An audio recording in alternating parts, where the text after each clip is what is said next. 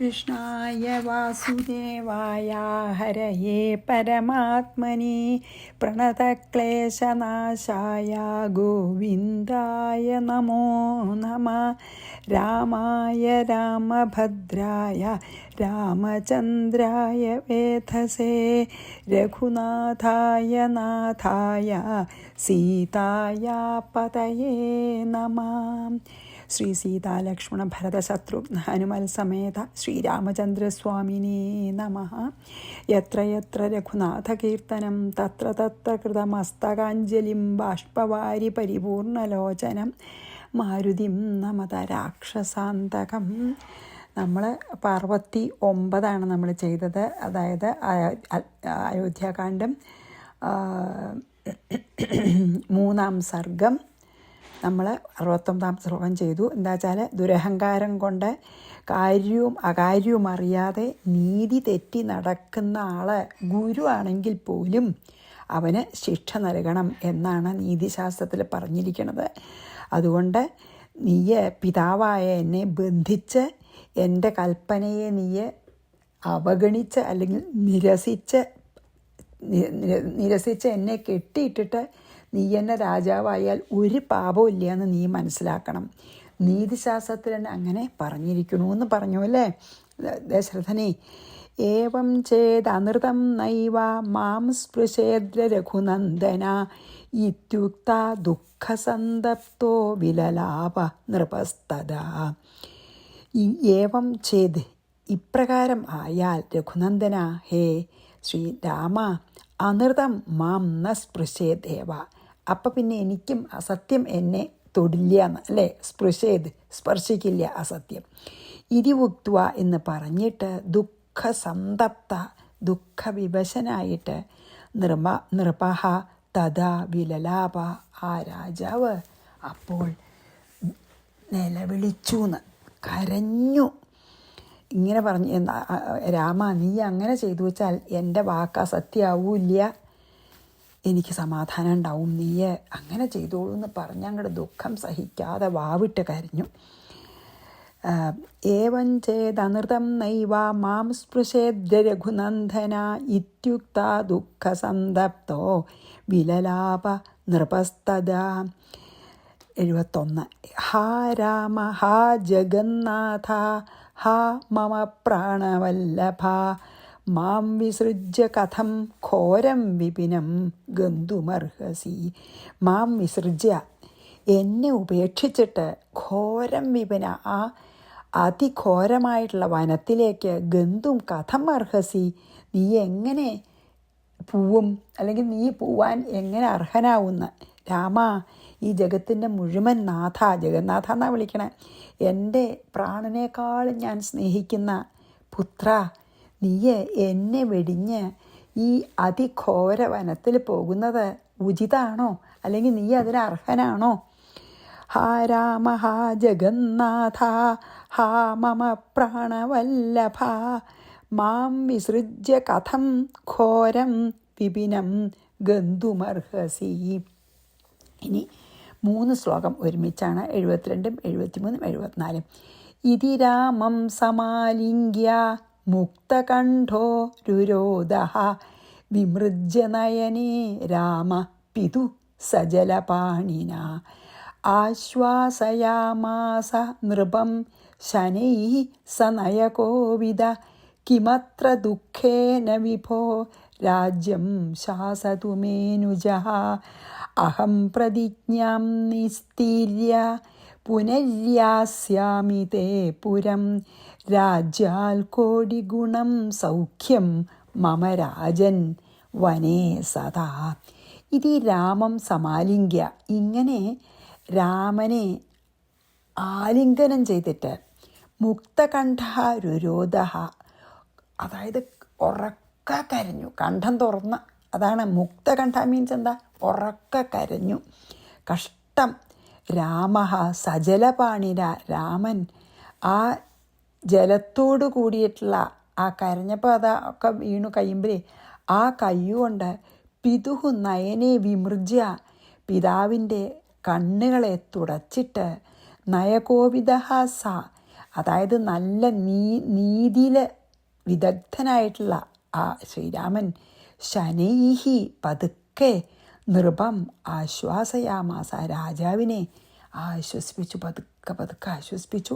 വിഭോ അത്ര ദുഃഖേനാക്കിയും, ഈ അങ്ങ് എത്ര വലിയ രാജാവാണ്, അതാണ് വിഭോ എന്ന് തന്നെ വിളിച്ചതേ. ഇതിൽ ദുഃഖം കൊണ്ട് എന്താ കാര്യം, ഇങ്ങനെ ദുഃഖിച്ചിട്ട് എന്താ കാര്യം?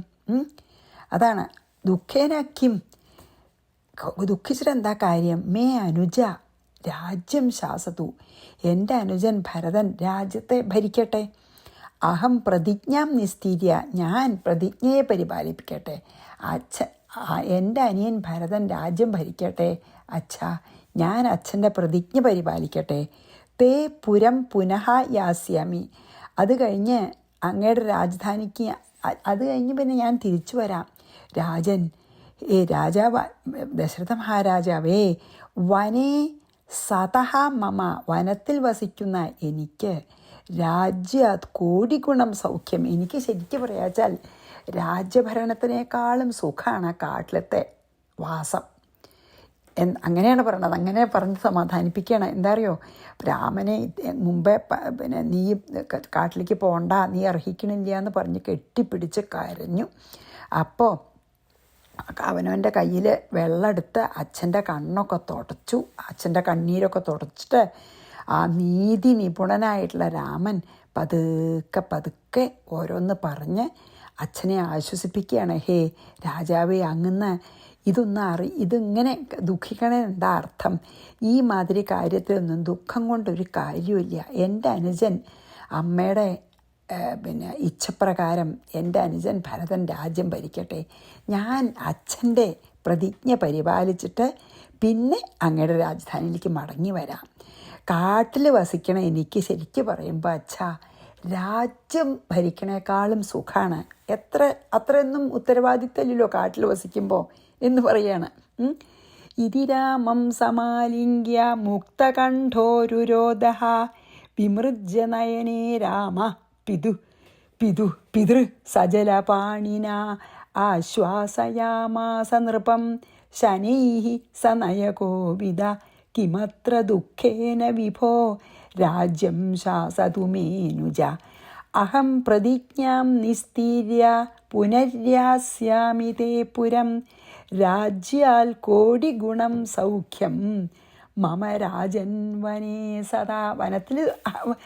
വനത്തിൽ ശ്വസിക്കുന്നതാണ് രാജ്യം ഭരിക്കണേക്കാൾ കോടി ശതം സുഖം എന്ന്, 100 കോടി സുഖം എന്ന്. പിന്നെയോ 75 ത്വൽ സത്യപാലനം ദേവകാര്യം ചാഭി ഭവിഷ്യതി കൈകേയ്യാശ്ച പ്രിയോ രാജൻ വനവാസോ മഹാഗുണ. ദേവാ, ഹേ ദേവാ, ത്വൽ സത്യപാലനം കാര്യം, അങ്ങയുടെ സത്യം പാലിക്കുന്ന കാര്യം, അതായത് ദേവന്മാരുടെ കാര്യം. കൈകേയ്യ പ്രിയ ച, കൈകേയുടെ പ്രിയവും ഭവിഷ്യതി അങ്ങനെയായാൽ 2 കാര്യം ഉണ്ടാവുന്ന. വനവാസ മഹാഗുണ, വനവാസം നമുക്ക് ഗുണം ചെയ്യുള്ളൂ അച്ഛാ. എന്താ പറഞ്ഞിട്ടുണ്ടോ, ഹേ രാജാവേ, അങ്ങയുടെ സത്യത്തിനെ പരിപാലിക്കണം. എനിക്ക് അങ്ങ് പ്രതിജ്ഞ ചെയ്തു, അതെനിക്ക് പരിപാലിക്കണം. അതായത് ഇഷ്ടമുള്ള വരം തരാമെന്ന് പ്രതിജ്ഞ ചെയ്തുവല്ലോ. അപ്പം അങ്ങയുടെ സത്യപരിപാലനവും ഞാൻ ചെയ്യാം, കൈകേയി അമ്മയുടെ ഇഷ്ടവും സാധിക്കും. അതുകൊണ്ട് രാജാവേ, വനവാസത്തിൽ നിന്ന് ഗുണേ ഉണ്ടാവുള്ളൂ ഞാൻ വനവാസത്തിന് പോയാൽ. വേറൊരു കാര്യമുണ്ട്, ദേവന്മാരുടെ ആഗ്രഹം എന്താ? ഈ അസുരന്മാരെ വസിക്കണം എന്നാണ്. അത് എൻ്റെ വനവാസം കൊണ്ടാണ് അത് സാധിക്കുക. അപ്പം എൻ്റെ വനവാസം കൊണ്ട് 2-3 ഗുണമുണ്ട്. 1, അച്ഛൻ്റെ ആ സത്യം ഞാൻ പരിപാലിക്കും. 2, കൈകേയി അമ്മയുടെ ആഗ്രഹം സാധിച്ചു. 3, പിന്നെ ദേവന്മാരുടെ പ്രാർത്ഥന അനുസരിച്ചാണ് ഞാൻ ജനിച്ചിരിക്കുന്നത്. എന്തിനെ? അസുരവംശത്തിനെ നശിപ്പിക്കാൻ. അതും എൻ്റെ വനവാസം കൊണ്ട് സാധിക്കും. അതുകൊണ്ട് അച്ഛൻ വിഷമിക്കരുതെന്ന് പറയുകയാണേ. ത്വൽ സത്യപാലനം ദേവകാര്യം ചാഭി ഭവിഷ്യ. ദേവകാര്യം വെച്ചാൽ അസുരന്മാരെ, അതായത് രാവണനെ കൊല്ലല്. കൈകേയ്യാശ്ച പ്രിയോ രാജൻ വനവാസോ മഹാഗുണ. വനവാസം അതുകൊണ്ട് മഹാഗുണമാണ്. ഇതിപ്പോൾ ശരിക്കും പറയാച്ചാൽ വനവാസം ഒരു ഉർവശി ശാപം ഉപകാരമായി എന്നുള്ള പോലെ പറയുകയാണ്. 76 ഇതാനീം ഗന്തുമിച്ഛാമി വേതുമാതുശ്ച ഹ്യജ്വര സംഭാരാശ്ചോപഹ്രീയന്താം അഭിഷേകാർത്ഥമാഗതാഃ. ഇതാനീം ഗന്തുമിച്ഛാമി, ഞാനിപ്പം തന്നെ പോവാൻ ആഗ്രഹിക്കുന്നു. മാതുഹു ഹൃജ്വരഃ ച വേദു, അമ്മയുടെ ദുഃഖവും ഒന്നും കുറയട്ടെ. അമ്മോടും പോയി പറഞ്ഞിട്ടില്ലല്ലോ, അപ്പം അമ്മയ്ക്ക് അറിയില്ല, കൗസല്യയ്ക്ക് അറിയില്ല. അതാണ് മാതുഹു ഹൃജ്വരം. ഹൃജ്വരം എന്ന് പറഞ്ഞാൽ ദുഃഖം, ഹൃദയത്തിൻ്റെ ദുഃഖം. ച വേദു, അതും കൂടി ഒന്ന് ശമിക്കട്ടെ. അഭിഷേകാർത്ഥം ആഗതാഹ സംഭാരാഹ, അഭിഷേകത്തിനായി സംഭരിച്ചിരിക്കുന്ന എല്ലാ സാമഗ്രികളും ഉപഹ്രീയതാം, ദൂരീകരിക്കപ്പെട്ടെ, അതൊക്കെ മാറ്റിവെക്കാം. കാരണം ഭരതം ഇവിടെ ഇല്ലല്ലോ, ഭരതം വന്നിട്ടല്ലേ പറ്റുള്ളൂ. അപ്പോൾ എന്താ പറയണ ശ്രീരാമൻ ചാ, അതുകൊണ്ട് അച്ഛ ഇപ്പം തന്നെ ഞാൻ കാട്ടിലേക്ക് പോകാൻ ആഗ്രഹിക്കുകയാണ്. അമ്മയുടെ മനസ്സിൻ്റെ വിഷമം കൂടി ഒന്നും ഇല്ലാണ്ടേ ആവട്ടെ. അഭിഷേകത്തിന് കൊണ്ടുവന്നിരിക്കണ എല്ലാ സാധനങ്ങളും നാം ദൂരെ മാറ്റി വെക്കണം. ഇപ്പം തന്നെ ആവശ്യമില്ല, ഭരതമില്ല, ഞാൻ പോവുകയാണ്.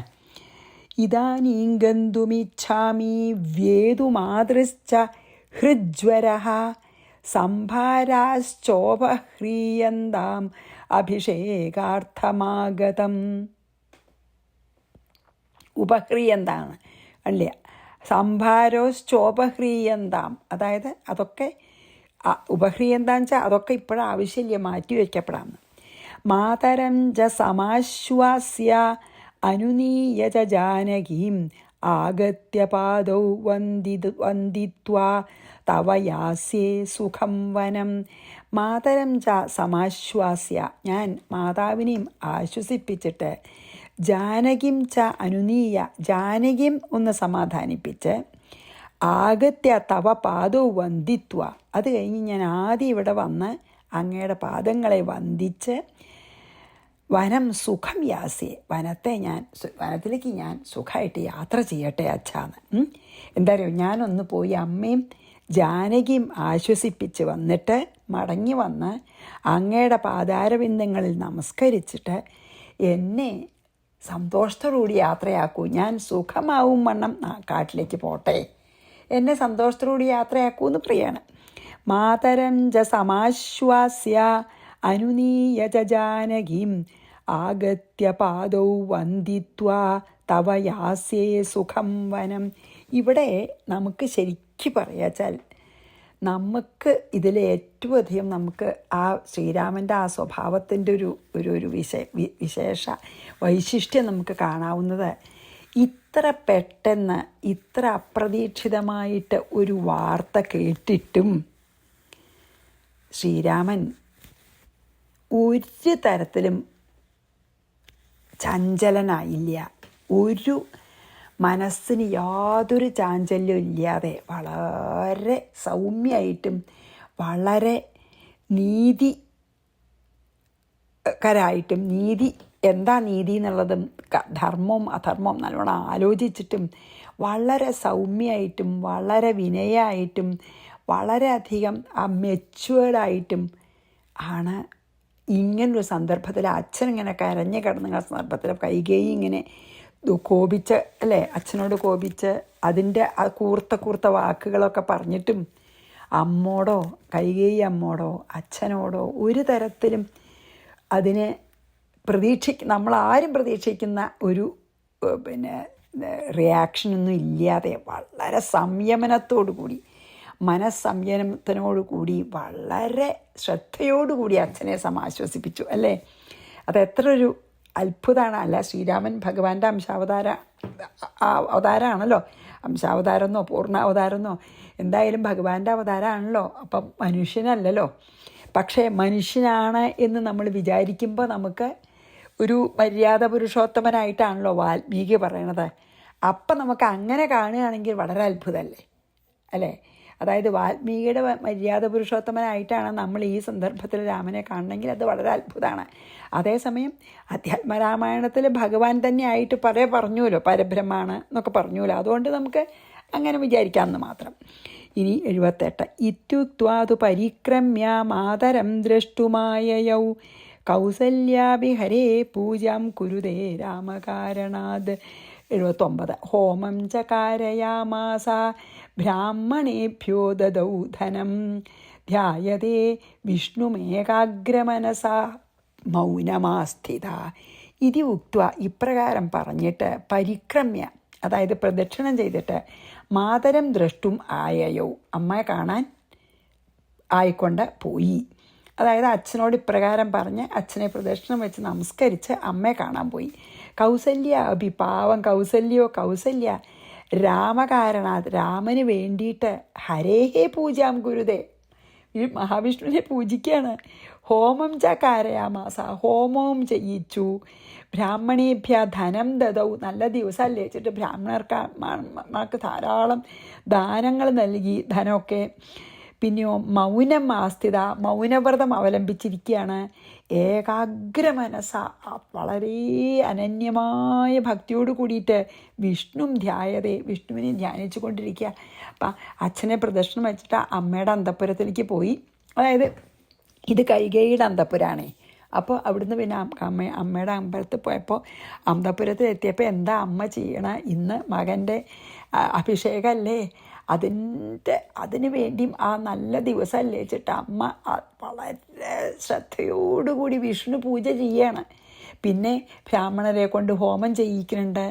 എന്നിട്ടോ നല്ല ദിവസമല്ലേന്ന് വെച്ച് ബ്രാഹ്മണർക്കൊക്കെ ധനവും വസ്ത്രങ്ങളൊക്കെ ധാരാളം ദാനം ചെയ്തിരിക്കണു.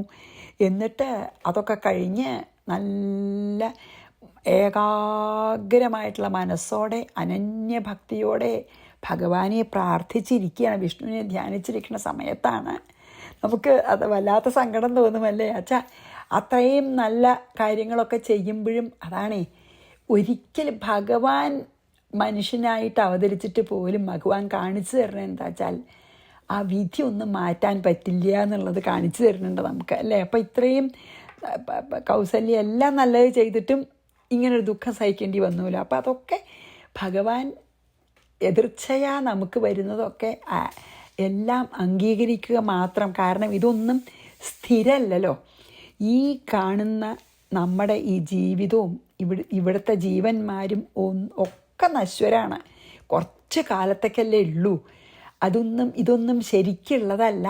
ഇത് വെറും നമ്മുടെ മായാമോഹിതരായതുകൊണ്ട് നമുക്ക് തോന്നുന്ന ഒരു സ്വപ്നമാണ് എന്ന് വിചാരിച്ച് ആക്സെപ്റ്റ് ചെയ്യാനേ പറ്റുള്ളൂ. എന്താ വെച്ചാൽ അത്ര വിചാരിക്കാത്ത കാര്യങ്ങൾ വന്നുകൊണ്ടിരിക്കും ജീവിതത്തിൽ. അപ്പോൾ നല്ലതാണെങ്കിലും ചീത്തയാണെങ്കിലും ഒന്നും ശാശ്വതമല്ല.